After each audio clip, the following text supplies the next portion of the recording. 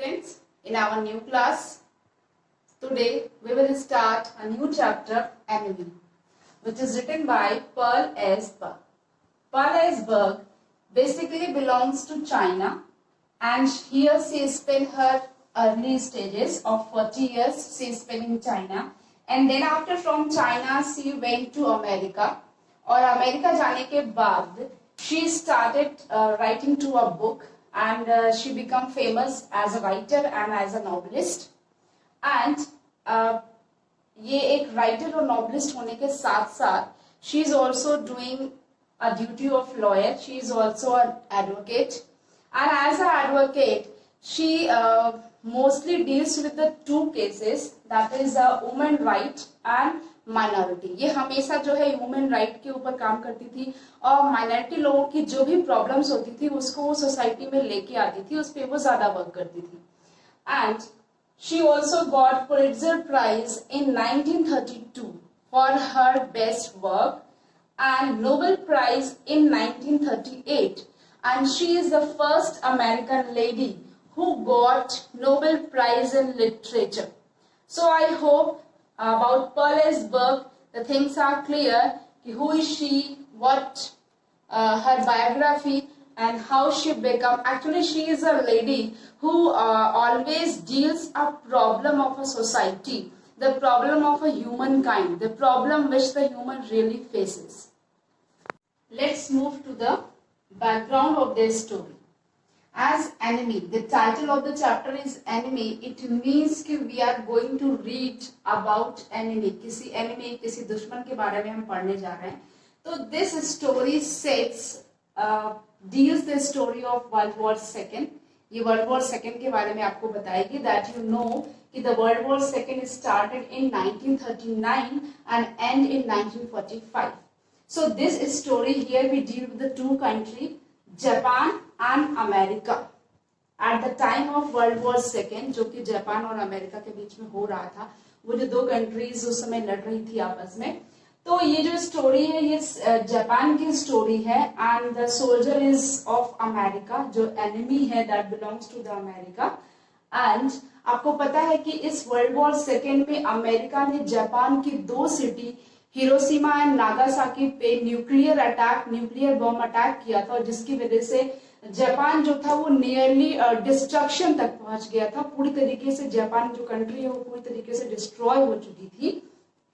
So here in the chapter the writer actually deals with the humanistic approach towards the problem of life. ये आपको पहले ही बताया कि जो आपकी राइटर है, जो आपकी पर्ल एस बर्ग हैं, वो जो है प्रॉब्लम्स को डील करती हैं. जितनी भी सोसाइटी में प्रॉब्लम्स अवेलेबल थी उसको लेकर के वो लिखती थी. तो इस स्टोरी में उन्होंने एक थीम उठाया था, दैट इज ह्यूमनिस्टिक अप्रोच, कि वॉर हो रही है, लड़ाई हो रही है, लेकिन हम सब लोग हैं ह्यूमन बीइंग, और कहीं ना कहीं हमारे अंदर वो ह्यूमैनिटी होती है. तो उस वॉर के टाइम में भी जो सामने वाला हमारा एनिमी है, बट उस टाइम में भी जो हमारी ह्यूमैनिटी है वो कहीं ना कहीं अराइज हो जाती है. So here in the story, she said in the story, the writer expressed that the nation, although that nations were at war, but every human individually feel the feelings of other. अब उस war में कुछ destruction हो रहा है, किसी को चोट लग गई है, किसी को वुंड हो गया है, किसी को गन शॉट हो गया है, किसी को कुछ प्रॉब्लम है, और इंसिडेंटली कोई पर्सन आपके सामने आ जाता है, तो फर्स्ट यू फील कि नहीं मैं पेट्रियोटिक हूँ, तो मैं अपनी कंट्री के लिए सर्व करूंगा, मैं इस पर्सन को नहीं सर्व करूंगा, ये मेरा एनिमी है, मेरी कंट्री वॉर पे है इसकी कंट्री के साथ. ये सारी चीजें आपके माइंड में आएंगी, बट उसकी जो वो क्रिटिकल सिचुएशन होगी, हो सकता है उसको देखने के बाद आपके माइंड में ये चीज अराइज हो कि यार इसको बहुत पेन हो रहा होगा, इसको तकलीफ हो रही होगी, चलो इसको फर्स्ट एड ही दे देते हैं. तो कुछ ऐसी ही फीलिंग के साथ आपके राइटर ने इस चैप्टर को लिखा है, that is enemy. So let's move to the chapter, to the characters, and we will start with the story. Move to the characters. So first of all, this enemy chapter is totally revolves around the Japanese doctor, Dr. Sadao. And this Dr. Sadao has a wife, Hana, and both of them, Dr. Sadao and Hana, has two children. And in their home, there is a servant, two servants, both of them have. One is maid servant Yumi. She is a maid servant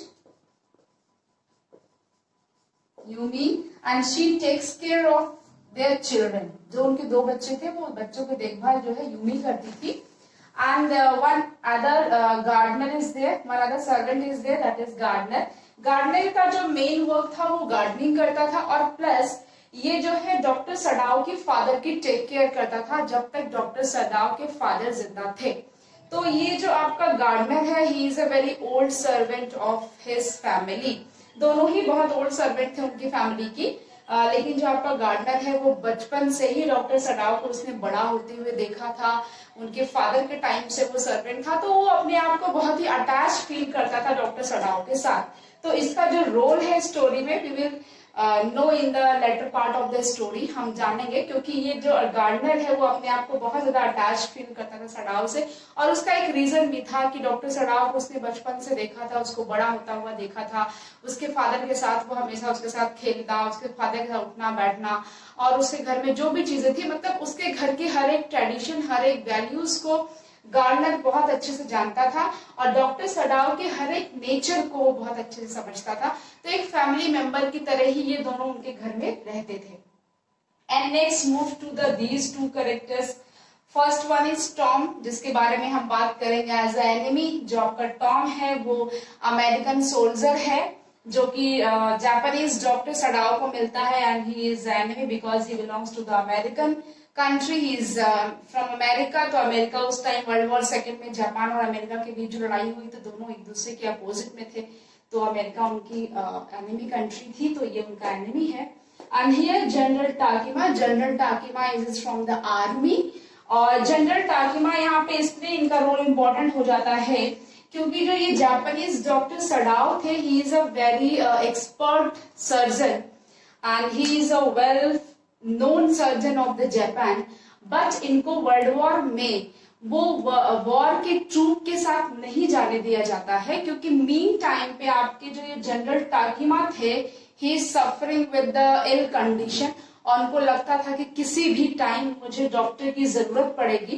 तो जो सबसे best doctor था Japan का, उन्होंने उसको अपने लिए रखा हुआ था कि मैं जब भी मेरी कोई क्रिटिकल सिचुएशन होती है या मेरी तबीयत खराब होती है, तो मैं डॉक्टर सडाव को बुला करके अपना ट्रीटमेंट करा सकता हूँ. इसलिए डॉक्टर सडाव को वो आर्मी ट्रूप पे नहीं जाने दिया, ताकि वो मैं किसी भी टाइम पे डॉक्टर सडाव जो है जनरल टाकिमा की सर्विस दे सके. Finally these are the characters. One, I just revise it. The whole story, this enemy, revolves around this two character, Tom and Japanese doctor Sadaw. Sadaw has a wife, Hana. Both of them have two children, and for these two children, she has a maid servant, Yumi. And the gardener in their home, he was since his childhood. Actually, he is a servant of his father. उनके father के servant थे ये, तो बचपन से उनके साथ रह रहे थे. एंड जनरल टाकिमा, जो कि इनका रोल भी बहुत इंपॉर्टेंट है स्टोरी में, and he is a general of the army, और इन्होंने डॉक्टर सदाव को अपने सर्विस के लिए रखा था उस टाइम पे, ताकि उन्हें, क्योंकि उनकी कंडीशन खराब थी, उनको उनकी तबीयत खराब थी, तो उनको किसी भी टाइम सर्जरी की अगर जरूरत पड़ती या किसी ट्रीटमेंट की जरूरत पड़ती, तो वो डॉक्टर सडाव की हेल्प ले सकते थे. अदरवाइज अगर डॉक्टर सडाव आर्मी में की तरफ से ट्रूप पे चले जाते, ये वॉर की तरफ से वॉर में इन्वॉल्व हो जाते, तो वो वहां पे अवेलेबल नहीं होते. इसलिए जनरल टाकिमा ने डॉक्टर सडाव का वॉर के ट्रूप में जाने से मना कर दिया था. तो अभी तक मुझे लगता है कि आपको जो कैरेक्टर्स के रोल हैं वो समझ में आ गया होगा. अब आगे हम स्टोरी की तरफ मूव करेंगे कि आपकी स्टोरी कैसे प्रोसीड होती है, कैसे आगे उसमें इवेंट्स इंटरलिंक्ड होते हैं. The story begins with Dr. Sadaw's childhood, then education and marriage. Here we deal. So first of all, as the story begins, here we get a description of Dr. Sadaw's childhood. Dr. Sadaw spent his childhood in the Japan, and the area where his house situated, that is near the sea coast, and a island is near to his house. There is an island. And by seeing that island and pine tree along the sea coast, Dr. Sadaw growing up, means in his childhood, he use to play, मतलब जहाँ पे वो रहते थे वहां पे बहुत सारा पाइन्स का ट्री था और उस ट्रीज पे क्लाइंबिंग करके उस पे चढ़ के वो जो आइलैंड था उसको देख करके ये इनका जो एज था वो ग्रोन अप हुए, धीरे धीरे बड़े होते गए। वो सारी चीजों को देख करके इनके लाइफ में सबसे सिग्निफिकेंट रोल जो प्ले किया है वो इनके फादर हैं। His father's chief concern is his education. उनके फादर की जो एक बहुत ही ट्रू जापानीज थे, एक पेट्रियोटिक जापानीज थे और उनके लिए उनकी कंट्री का डेवलपमेंट और उसके उस डेवलपमेंट में, अपनी कंट्री के डेवलपमेंट में वो चाहते थे कि जो उनका बेटा है उसका एक रोल हो, मीन्स कि जो उनका बेटा हो उनकी कंट्री को सर्विस दे। और इसके लिए वो डॉक्टर सडाओ की एजुकेशन पे बहुत ज्यादा ध्यान देते थे। For that he sent doctor Sadao to America. अब अमेरिका डॉक्टर सडाओ को क्यों उन्होंने भेजा? अमेरिका जाके डॉक्टर सडाओ ने अपनी मेडिकल की स्टडी स्टार्ट करी, अपनी मेडिकल की पढ़ाई उन्होंने अमेरिका से की and then he become a expert surgeon and scientist. और एज अ साइंटिस्ट उन्होंने एक ऐसी डिस्कवरी करी जो कि वुंड्स को रेंडर कर सकता था। वो जो चोट लगती थी, जो वुंड्स होते थे, उसको एक ऐसा उन्होंने एक डिस्कवरी करी कि एक ऐसा रिसर्च किया जिसके थ्रू वो जो वुंड्स होती थी, जो चोट होती थी, उसको बहुत अच्छे से क्लीन अप करके उसको अच्छे से, वो घाव को बहुत अच्छे से भरा जा सकता था। एज अ साइंटिस्ट उन्होंने एक ऐसी डिस्कवरी की और पूरे जापान में वो एक बहुत ही एक्सपर्ट सर्जन थे, बहुत ही फेमस सर्जन थे, जिनको कि मैंने पहले बताया था कि आपके आर्मी के जनरल ने उनको अपने लिए वहां पे रखा था कि किसी भी टाइम, एक तो दो रीजन था उसके पीछे जो उन्होंने जापान में रोक के रखा था, वो उनको आर्मी में नहीं शामिल होने दिया। फर्स्ट रीजन था कि he is doing research on it. एक तो वो रिसर्च कर रहे थे इस पे कि उन्हें एक ऐसी डिस्कवरी करनी थी जिसके थ्रू जो है वुंड्स को, चोटों को जल्दी से भरा जा सके, सही किया जा सके। और दूसरी चीज थी कि जनरल को किसी भी टाइम किसी ऑपरेशन की या किसी ट्रीटमेंट की जरूरत पड़ती तो वो इनके ऊपर ही सबसे ज्यादा भरोसा करते थे उस समय जापान में, डॉक्टर सडाओ के ऊपर। तो first we know about his childhood. हमने इनके चाइल्डहुड के बारे में जाना, ये कहाँ पे रहते थे, इनका जो माइंड शेपिंग था, जो इनका फ्यूचर शेपिंग था, उनके फादर ने किया। और then he went for the education, higher education, he went to America.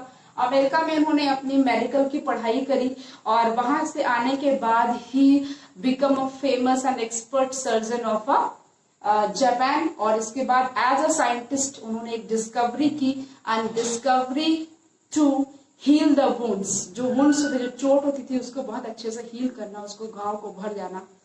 And then when he was in America there he met to Hana his wife.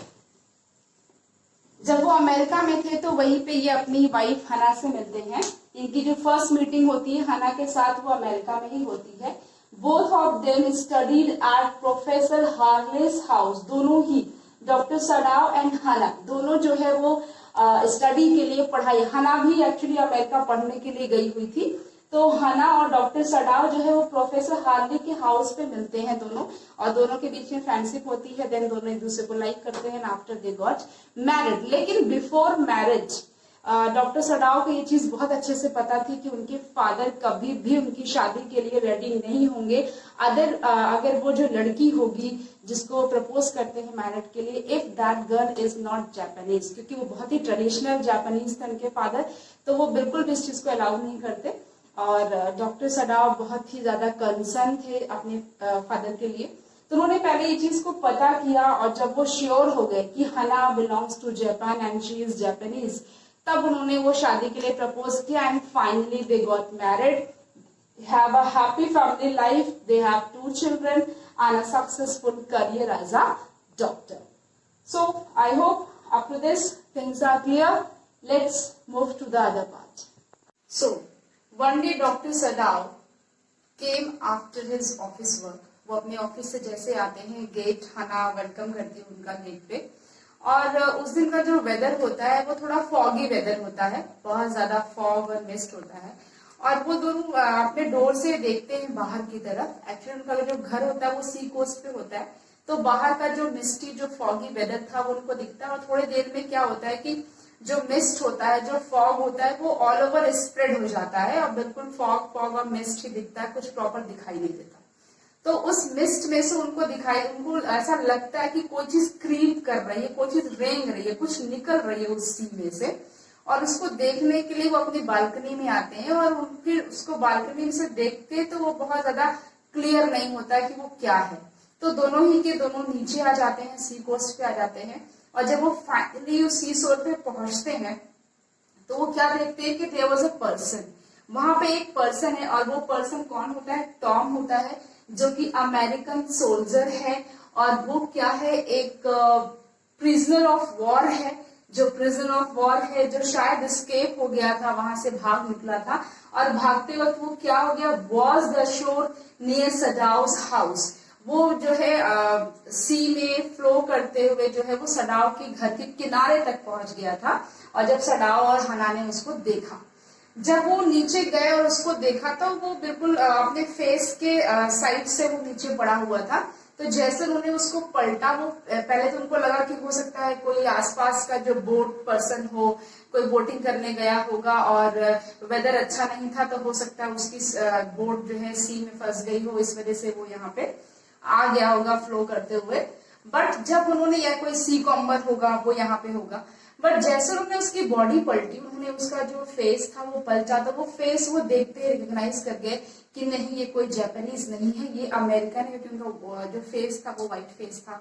तो वो तुरंत रिकॉग्नाइज कर गया, और उसकी जो उन्होंने कैप वेयर कर रखी थी, उस कैप पे जो है अमेरिकन सोल्जर का एक लोगो लगा हुआ था, तो उससे वो पहचान जाते हैं कि no this is the American soldier. और एट वंस उनके माइंड में ये आता है कि ये मेरा एनिमी है। तो पहले तो वो बिल्कुल शॉक्ड हो जाते हैं उसकी कंडीशन देख के, क्योंकि वो पर्सन को शायद गन शॉट हुआ था, वो उसको बुलेट लगी थी, वो बहुत बुरी तरीके से ब्लीड कर रहा था, और एक्चुअली वो बह के आया था, फ्लो होके आया था पानी के थ्रू, सी के थ्रू। तो बहुत ज्यादा उसके फेस पे रॉक कट थे, रॉक की वजह से बहुत ज्यादा उसको चोटें आ गई थी। तो ये उसकी कंडीशन इतनी ज्यादा सीवियर थी, क्रिटिकल थी, कि अगर उसको एट वंस ट्रीटमेंट नहीं मिलता तो वो पर्सन अलाइव नहीं कर सकता था। अब यहाँ पे स्टार्ट होता है डॉक्टर सडाओ का डायलमा, एक कॉन्फ्लिक्ट, जो actual theme of the story है। डॉक्टर सडाओ अब एक कॉन्फ्लिक्ट में फंस जाते हैं कि वेयर टू गो, इधर to perform my duty as a patriotic person of my country, or I perform my duty as a humanity, or I perform my duty as a doctor. Being a doctor, when I am in the profession of doctor, तो हमने तो एक भाई वो ले ली थी कि हम जब भी किसी की कोई हमारे सामने होगा तो हम उसको अपना बेस्ट सर्विस देंगे, हम अपने पेशेंट को बिल्कुल बचाएंगे। तो अभी टॉम तो मेरे सामने एज अ पेशेंट पड़ा है, तो मुझे इसकी लाइफ को सेव करना चाहिए। बट एज अ पेट्रियोटिक, अगर मैं जापान का हूँ, मेरी कंट्री और अमेरिका में वॉर है, तो ये पर्सन तो मेरा एनिमी है, और किसी भी कीमत पे जब हमारी कंट्री के बीच में वॉर चल रहा है तो मैं अपनी एनिमी का हेल्प नहीं कर सकता। तो बहुत ज्यादा कॉन्फ्लिक्ट होता है।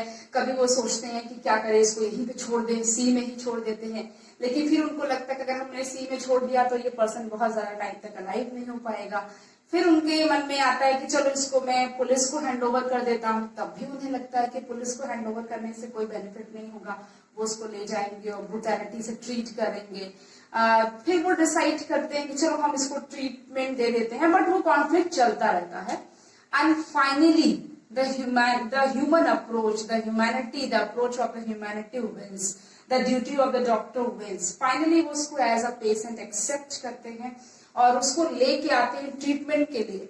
लेकिन जब वो उसको अपने घर में लेके आते हैं ट्रीटमेंट के लिए, फिर भी उन्हें फेस करना पड़ता है अपने दो सर्वेंट को, यूमी एंड गार्डनर, दोनों को वो फेस करते हैं। और गार्डनर, जो कि मैंने आपको पहले बताया था कि वो सिंस हिज चाइल्डहुड उस घर में रह रहा था, तो बहुत अच्छे से उस फैमिली को जानता था। तो दोनों के दोनों सर्वेंट बिल्कुल रेडी नहीं थे, उनके मास्टर जो है एक ट्रेटर बन जाए, देशद्रोही बन जाए, बिल्कुल भी रेडी नहीं थे। तो वो नहीं चाहते थे कि डॉक्टर सडाओ इसको कोई भी ट्रीटमेंट दे। उन्होंने ये भी बोला डॉक्टर सडाओ से कि इसका जो फेट है, इस पर्सन का, टॉम का जो फेट है, इसका फेट, इसका फॉर्च्यून ही है इसका डेथ। क्योंकि पहले तो ये एनिमी सोल्जर है, ये वहां से एस्केप किया उसने, ये प्रिजनर है, ये वॉर का प्रिजनर है, तो पहले इसका फेट डिसाइडेड था कि इसको डेथ होनी है। सेकेंड, इसको गन शॉट किया गया, इसको मारा गया, मतलब कि डिसाइडेड था कि इसकी डेथ होनी है। थर्ड, जब वहां से भी ये भाग निकला तो फिर इसको जो है सी ने रॉक कट्स दिए, इसको सी की वजह से भी बहुत सारी चोटें आई, तो जो इसका फॉर्च्यून है, जो इसका फेट है, वो इसका डेथ ही है। तो आप इसमें कोई हेल्प मत करिए, इसका मतलब नेचर के अगेंस्ट मत जाइए। Actually the fate is only his death. और अगर आप ऐसा करते हैं, इसकी हेल्प करते हैं, इसको ट्रीटमेंट देते हैं, तो मे बी जो सी है, जो नेचर है, वो हमसे रिवेंज लेंगी। ये तो एक एस्पेक्ट था उनका। बट दूसरा ये था कि being a patriotic, being a country people of Japan, किसी भी कीमत पे डॉक्टर सडाओ को, इस पर्सन को कोई भी हेल्प नहीं प्रोवाइड करनी चाहिए। बट डॉक्टर सडाओ उसको लेके आते हैं और ट्रीटमेंट जैसे ही स्टार्ट करते हैं, वो यूमी को बोलते हैं कि हॉट वाटर रेडी करो और इस पर्सन को वॉश आउट करो पहले, क्योंकि बहुत ज्यादा रॉक उसकी बॉडी में लगा हुआ था। तो यूमी डिनाई कर देती है कि नहीं, मैं एक एनिमी को, एक अमेरिकन पर्सन को मैं नहीं टच करूंगी, मैं वॉश नहीं करूंगी। तो वो डिनाई कर देती है और फाइनली हना को उसको वॉश आउट करना पड़ता है। हना खुद उसको साफ सफाई करती है। एंड जैसे जैसे एक दो दिन बीतता है, दे डिसाइडेड, यूमी और गार्डनर डिसाइड कर लेते हैं कि हम अपने मास्टर का इस काम में बिल्कुल साथ नहीं देंगे। अगर हमारे मास्टर को लगता है कि he is a best surgeon of the Japan, he is a best doctor, तो इसका ये मतलब बिल्कुल भी नहीं होता कि वो किसी एनिमी को ट्रीटमेंट देंगे। तो हम इनके इस ट्रेटर वाले काम में इनका हेल्प नहीं करेंगे। And they finally decide to leave the home. और फाइनली जो है, यूमी और गार्डनर ने उनका घर छोड़ दिया। अब जो है आपकी हना पहले ही डरी थी, डॉक्टर सडाओ के मन में भी कॉन्फ्लिक्ट था। अब घर छोड़ने के बाद, सर्वेंट्स के घर छोड़ने के बाद हना बहुत ज्यादा डर जाती है कि कहीं ये सर्वेंट बाहर जाके इस चीज को ना बोल दे कि हम लोग एक एनिमी को, एक अमेरिकन सोल्जर को अपने घर पे ट्रीटमेंट दे रहे हैं। इस बात से हना बहुत डरती है। Now Sadao accepted that patient Tom and he taken him to his house. उसको अपने घर में ले गए and he start his treatment. सबसे पहले उसको वॉश आउट किया and he takes the help of हना, क्योंकि जो सर्वेंट्स उन्होंने डिनाई कर दिया था कि मैं कोई भी हेल्प नहीं करूंगा और ना ही इस बॉडी को हम लोग टच करेंगे या इस पर्सन को हम लोग टच भी नहीं करेंगे। तो सारा हेल्प, अब वो घर में सर्जरी करनी थी तो उनके पास कोई ऐसा हेल्पिंग पर्सन भी नहीं था। तो सारी हेल्प जो है उन्होंने फाइनली हना से ली कि जस्ट लाइक कि उस पेशेंट को एनेस्थीसिया देना था, कॉटन, इंजेक्शंस और जो भी हेल्प लेनी थी वो सब उन्होंने अपनी वाइफ से ली। और इस पर्टिकुलर जो प्रोसेस था, सर्जरी का प्रोसेस, हना ने कभी सर्जरी देखी नहीं थी, तो she become irritated with all this and start vomiting. So finally Sadao performed the surgery on the prisoner of war. Tom की सर्जरी करी and he taken out the bullet. जो बुलेट उसकी बॉडी में थी वो बुलेट को उन्होंने निकाल लिया। And after that operation, after that surgery, the American naval started recovery. वो जो पर्सन था वो धीरे धीरे अपनी रिकवरी स्टार्ट कर देता है। And when he become conscious he was afraid, कि उसने देखा कि I am in the Japanese home, मैं किसी जापानीज के घर में हूँ। Then he tried to ask और he tried to talk many times to Hana and Dr. Sadao, but both of them refused to talk that person, to talk the Tom. Because actually they don't want to communicate with Tom, क्योंकि जो भी help करी थी उसने उसकी, वो सिर्फ as a human की थी। And in their mind there is also a conflict कि ये टॉम जो है, ये दिस इज माय एनिमी, ये अमेरिका से बिलोंग करता है, तो हम इससे कोई ऐसा रिलेशन नहीं रखेंगे या ऐसा कोई भी फीलिंग नहीं रखेंगे, सिर्फ हमने एक हेल्प करी है as a humanity, then okay. तो वो उससे कोई भी बातचीत नहीं करते हैं, बस एक प्रॉपर फर्स्ट एड उसकी सर्जरी करते हैं, जो उसकी कंडीशन को रिकवर करने के लिए जो चीजें चाहिए होती हैं, प्रॉपर फूड है, ड्रेसिंग है, मेडिसिन है, उसकी केयर है, ये सारी चीजें वो लोग करते हैं। बट कभी भी उससे पर्सनल ऐसी टच में नहीं आते हैं, ना कोई बात करते हैं। देन आफ्टर जब वो सर्जरी कर रहे होते हैं डॉक्टर, तो उस टाइम पे उनको एक बात ध्यान में आती है कि जब वो अमेरिका में थे, when he was studying about the surgery, जब वो सर्जरी के बारे में पढ़ रहे थे, तो that time his professor said him about the anatomy. Anatomy is the study of a human body. Human body की पढ़ाई होती है, तो उनको याद आती है वो बात कि his professor told him कि if you don't know the human body, if you don't know about the anatomy, अगर आपको ह्यूमन बॉडी के बारे में अच्छे से नहीं पता हो तो जो ऑपरेशन करना होता है, जो सर्जरी करना होता है, it is nearly to murder the person. अगर आपको किसी पर्सन की बॉडी के बारे में नहीं पता है जिसकी आप सर्जरी करने जा रहे हो, इसका सेम मतलब होता है कि एक सिन होता है कि आप उस बॉडी को ऑपरेट कर रहे हो जिसके बारे में आपको पता ही नहीं कि वो बॉडी कैसे वर्क करती है, क्या है। तो इस तरह का सर्जरी करना या ऑपरेशन करना नियरली बिल्कुल ऐसा ही होता है कि you are going to murder the person. आप उसकी सर्जरी नहीं कर रहे हो, आप उसको किल करने जा रहे हो, मारने जा रहे हो। एंड देन जब ये सर्जरी हो रही थी और ये सब प्रोसेस हो रहा था, उस टाइम तक जो उनके सर्वेंट्स थे वो बिल्कुल अब रेस्टलेस हो चुके थे वो सारी प्रोसेस को देख करके। एंड फाइनली वो लोगों ने डिसाइड कर लिया था कि अब हम 1 मिनट भी अपने मास्टर्स के घर में नहीं रहेंगे। वो लोग फर्स्ट डे से अपोज कर रहे थे इस एक्शन को, लेकिन फिर भी सर्वेंट थे तो ज्यादा बोलते नहीं थे। बट उन्होंने लास्ट डिसाइड कर लिया कि अब हम घर छोड़ देंगे और फाइनली दोनों ही सर्वेंट्स ने उनका घर छोड़ दिया। इस एक्टिविटी से जो है हना बहुत ज्यादा रेस्टलेस हो जाती है, वो डर जाती है कि हो सकता है ये बाहर जाके इन्फॉर्म कर दें और हम लोग एज अ ट्रेटर कहीं पकड़े गए तो हमारे बच्चों का फेट क्या होगा, हमारे साथ क्या होगा, फ्यूचर में कॉन्सिक्वेंसेस क्या हो सकते हैं। तो बहुत सारी चीजें उसके माइंड में घूमती रहती है और वो डॉक्टर सडाव से फाइनली बात करती है कि हमें अब कुछ करना होगा क्योंकि हमने इसकी ट्रीटमेंट भी कर दी है।